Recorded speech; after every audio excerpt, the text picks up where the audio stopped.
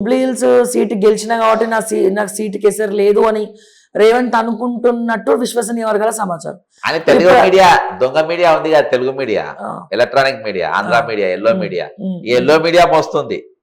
గెలిచిండు 6 pack 6 pack అని వీళ్ళు మోస్తుంది. కానీ ఒరిజినాలిటీగా అక్కడ వాళ్ళందరికీ తెలుసు ఏం జరిగింది. ఆయన ట్రోల్ చేయని స్పీచ్ ఏదైనా ఉందా? ప్రతి మీటింగ్ ట్రోలింగ్ ఆయన పోయినప్పుడు 50,000తో గెలిచు. రేవంత్ అనేటోడు ప్రచారం చేయకుంటే 50,000తో గెలిచేటోడు. Azharuddin Indian cricket team captain అంతే. ఇంకా కొంచెం ఇవ్వచ్చు. అజరుద్దీన్ తో ప్లస్ అయిందని చెప్పొచ్చు.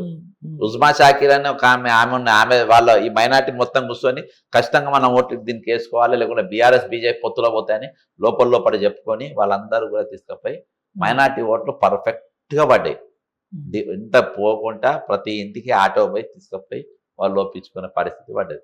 కాబట్టి ఇవన్నీ చూస్తే ఇవన్నీ ఇప్పుడు మరి ఈ రిగ్గింగ్ తర్వాత దొంగ ఓట్లు వేయడము ఇంకా ఏ రకం గొడవలైన నేను ఒకటి బీఆర్ఎస్ కు ఒక మంచి సలహా ఇస్తున్నా. ఒకటి, మీరు ఆపోజిషన్ రోలు మీరు బరాబర్ ప్లే చేస్తలేరు. నంబర్ 1, మీరు ప్రచారంలో ఈరోజు హైడ్రా దెబ్బతో ఎంతో మంది రోడ్లు పడ్డది. ఆ బాధితులందరినీ తీసుకొచ్చి అలా తిప్పేది. నేనే ఉంటే ఇండ్లు కోల్పోయిన బాధితులందరితోని బ్రేక్ఫాస్ట్ యూసుఫ్ కూడా జూబ్లీహిల్స్ కాన్స్టిట్యున్సీలో తీసుకొచ్చిందా? మీరు వాళ్ళతో మాట్లాడినరా? ఏమైనా rowdy sheeter.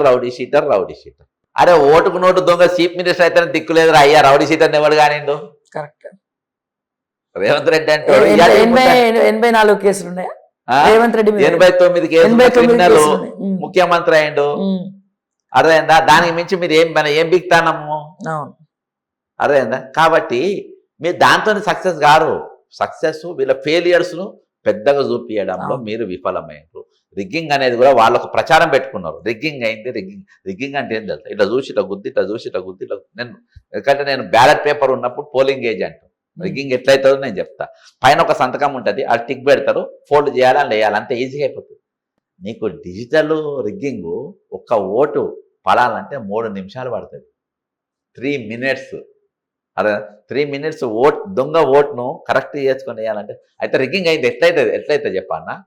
For example, me vote ఉన్నది, నీ ఓటు ఒకటి వేసింది. ఈ ఓటు వేసినోడు ఒకటి వన్ బిల్డప్ పెట్టుంటుంది అంటే ఫుల్ దొంగ ఓట్లు వేసినామన్న ప్రచారం పెడతారు. అట్లా ఫుల్ పడ్డాయి. ఆడోటి ఏది ఈ ఐడి కార్డులు ఇవన్నీ చేసుకున్న చాలా పెద్ద తతంగం ఉంటుంది. ఫేక్ ఓటర్ ఐడీస్, చచ్చిపోయిన వాళ్ళ పేరు మీద ఓట్లు, తర్వాత వేరే నియోజకవర్గం నుంచి తీసుకొచ్చి నిన్న చూస్తే ఒక వీడియో వైరల్ అవుతుంది. ఒక చిన్న పిల్లలు ముస్లింస్ ఎంబడి వచ్చి చిన్న అవే ఉంటాయి. నేను చెప్తున్నా కదా, అవే ఉంటాయి. అట్లా అక్కడ ఆడోటి కొన్ని ఉంటాయి. వాటిని 1000 ఓట్లు కూడా రిగ్గింగ్ కావు. ఇవన్నీ కలిపితే 200-300 అవుతుంది. 1000 ఓట్లు కాదు. ఇలా మేమేం ఏం ప్రచారం చేసినాం? బీఆర్ఎస్ ఏంటంటే ఉద్యమంకి వెళ్ళి 10 సంవత్సరాల కాంగ్రెస్ పైన వ్యతిరేకత నంబర్ 1, 2014లో గెలవని నంబర్ 1. రెండోది ఏంటంటే టీడీపీ సమైక్య పార్టీలోకి వచ్చింది. తెలంగాణ ఈయన హైప్ లేపుకున్నాడు కాబట్టి ఏది 1000 గుర్రాలతో ఏందో సవారీ అదంతా అవన్నీ అయినాయి. దాంతో బీఆర్ఎస్ హైప్ లేపింది, గెలిచింది. కానీ వీళ్ళు క్యాడర్ బేస్డ్ పార్టీ కాదు. నీకు పోలింగ్ బూత్ మేనేజ్మెంట్లో ఫెయిల్ అయ్యారు. రూలింగ్ గవర్నమెంట్ గెలిచినావనంటే నీకు అన్ని పార్టీలు నీ దగ్గర నువ్వు కొంటివి, వాడు కూలికి వచ్చే మళ్ళీ వాపస్ వెళ్ళిపోయా. ఇలా నీకు క్యాడర్ ఎక్కడిది? నీకు బూత్లలో ఏజెంట్ లేరు. ఇక్కడ బీఆర్ఎస్ కు ఏజెంట్ లేరు అంటే నీకు లోకల్ క్యాడర్ లేదు. నీకు మీరంతా కూళ్ళకు తెచ్చుకొని నడుపుకున్నారు. కూళ్ళకు నడిచిన పార్టీ అది. మీటింగ్లకు కూల్లే, పోలింగ్ బూతులకు కూల్లే, అన్ని కూల్. ఇక నువ్వు కూలి ఇస్తలేవు, వాడు వస్తలేడు. నీకు ఏజెంట్ ఎక్కడిది? నువ్వు సోషల్ మీడియాని నమ్ముకున్నావు, ఒక 2 ఛానల్ నమ్ముకున్నావు, ఒకటి ఇది నమ్ముకున్నావు. ఆయన ఉన్నప్పుడు ఎట్లుండే, ఈయన ఉన్నప్పుడు ఎట్లుండే, ఆయన ఉన్నప్పుడు ఎట్లుండే. అరే అప్పుడు ఏది గల్లీ దొంగ ఉండే, ఇప్పుడు గజ దొంగ ఉన్నారు అంటున్నా. అవే క్వశ్చన్స్. ఎవరు నమ్ముతారు? ఇక కొంత ఒక ఆమె అయితే అలసిపోతా ఉంటాయి చెప్పి ఎట్లా నమ్ముతారు జనం? నీ దగ్గర ఏమున్నది పిక్చర్ కరెక్ట్గా ఉండాలి కదా. ఇప్పుడు జస్టిఫై చేయాలి. నువ్వు రిగ్గింగ్ అయినా అంటే రిగ్గింగ్ ఎంత చేసినా కానీ ఇన్నే ఓట్లు అయితే అంతకుమించి కావు. మ్యాక్సిమం 1000 ఓట్లు అయి ఉంటాయి, అంతకుమించి కావు. కాబట్టి అదంతా ట్రాష్, ఫెయిలియర్ ఆఫ్ ప్రచారం. బీఆర్ఎస్ బీజేపీ అధిష్టానం పోల్ బూత్ మేనేజ్మెంట్ చేసింది, గెలిచింది, అంతే. జనరల్ అయితే అసలు కాంగ్రెస్ పోల్ మేనేజ్మెంట్ సరిగ్గా చేయదనే టాక్.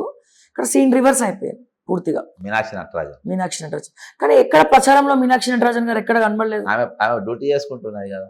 ఎక్కడ అసలు ప్రచారంలో కానీ ఇంకా నామినేషన్ లో కానీ ఎక్కడ రాలేదు మీనాక్షి అవును, నటరాజన్. వీళ్ళు ఉన్నారు కదా ఫోటో దిగే బ్యాచ్. ఆమె ఎందుకంటే నేను ఆమెతో పనిచేసిన వాళ్ళ స్టైల్ ఎట్లుంటుందో తెలుసు. వాళ్ళు వాళ్ళ వాళ్ళ వాళ్ళ టీం వర్క్ ఇదంతా అల్ల పనే. వీళ్ళు మళ్ళీ టిక్కులు పెట్టుకొని అంత ఏఐసిసి నుంచి అంత అంత మహేష్ కుమార్ గౌడ్ గారి కూడా ఏం లేదు. ఓ ఆయన ఎలా దొరుకుతాడో తినాలే పండాలి. చూసినాక బొర్ర ఇప్పుడు అప్పటికి పడు చూడు, దాదాపు ఈజీగా 20-30 కిలోలు పెరుగుంటాడు. వీళ్ళు ఏ పని చేయలే, వీళ్ళంతా చెడగొట్టిన కాంగ్రెస్ వాళ్ళు పోయి మంత్రులు పోయి అరే తిట్టుకున్నారు. మన పొన్నం ప్రభాకర్ దున్నపోతుని తిట్టడం, అవును ఈ కొండా సురేఖ ఇష్యూ, అవును ఆమె ఇంటి మీద పోలీస్ రైడ్, ఇవన్నీ కచ్చరగాలే. ఇవన్నీ కావాలి, అది ఒడగొట్టడానికి చేసినటువంటి కథ. కాబట్టి దాంతో అవి ఏం కాలేదు. ఈ 3 కాంగ్రెస్ కార్యకర్త హార్డ్ వర్క్ చేసిండు. అజారుద్దీన్ కు మంత్రి పదవి ఇవ్వడం, పోల్ మేనేజ్మెంట్, తర్వాత మన నవీన్ యాదవ్ కు క్యాండిడేట్, ఇవి కలిసి వచ్చినాయి. అంటే రౌడీ షీట్ ప్రచారం అనేది వాళ్ళకి కలిసి వచ్చింది. సార్ ఇప్పుడు ఓకే జూబ్లీ హిల్స్ ఇదంతా ఓకే. ఇప్పుడు మరి ముఖ్యమంత్రి పదవి మారుతుందా? ముఖ్యమంత్రి మారడా? ఇప్పుడు ఏమనుకోవాలి? ఎందుకంటే ఇప్పుడు ఓడిపోతే మారదని రేవంత్ రెడ్డి అనుకున్నాను మీరు అంటున్నారు. సో చాలా మంది, మనం కూడా చాలాసార్లు మీరు కూడా మాట్లాడారు, నేను కూడా మాట్లాడాం, ముఖ్యమంత్రి మారిపోతున్నాడు. ఇప్పుడు December 9th 7th December 9th వస్తే 2 years కంప్లీట్ అయిపోతుంది ఆయన ప్రమాణ స్వీకారం చేసి.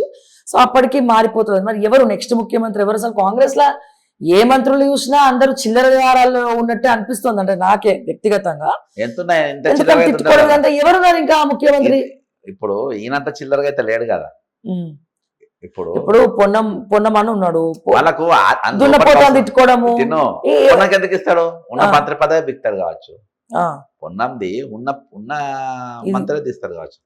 ఢిల్లీ మైండ్ లో ఏముందో, ఎవరు చేయాలనుకుంటున్నారో, వాళ్ళు ఎవరి కళ్ళల్లో ఉన్నారో చేసుకుంటారు. ఇప్పుడు మీకు ఏఐసిసి తోటి చాలా లింక్స్ ఉన్నాయి.